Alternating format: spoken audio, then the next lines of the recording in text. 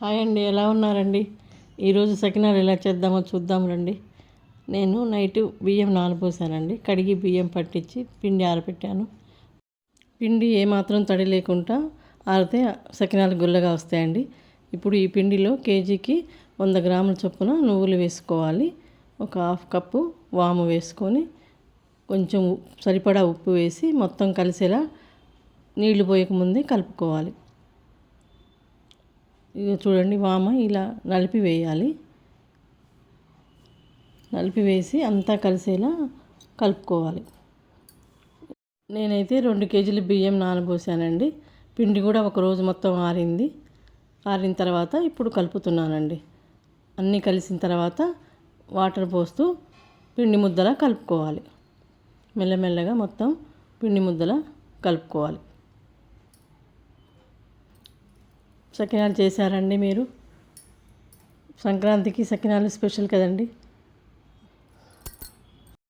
పిండి మెల్లమెల్లగా స్మూత్గా కలుపుకోవాలండి. అప్పుడు చేయడం మనకి సులువు అవుతుంది, ఈజీగా వచ్చేస్తాయి అన్నమాట. చూస్తూ నీళ్ళు ఎన్ని కావాలో అన్నీ చూసుకుంటూ కలుపుకోవాలి. కలుపుకున్న తర్వాత ఒక క్లాత్ పరిచి కింద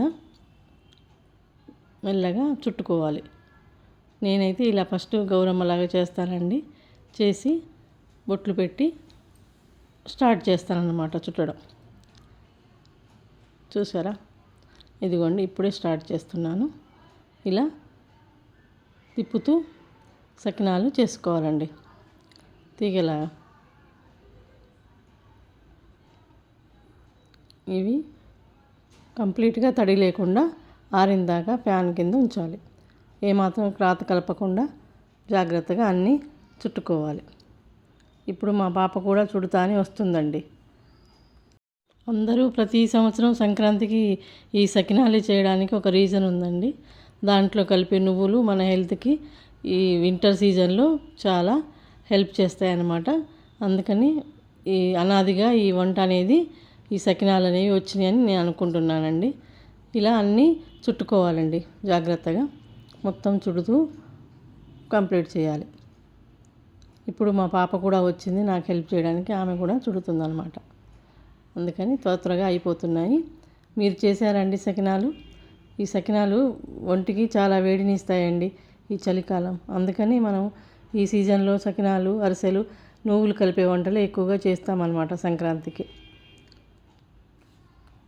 ఇదిగో అండి, కొత్తగా వీడియో చూస్తున్న వాళ్ళందరూ సబ్స్క్రైబ్ చేయండి. మీరు సబ్స్క్రైబ్ చేస్తే నాకు కొంచెం హ్యాపీగా ఉంటుంది, ఇంట్రెస్టింగ్గా ఉంటుందండి. ఇలా మొత్తము సకినాలన్నీ క్లాత్ పైన జాగ్రత్తగా చుట్టుకోవాలి.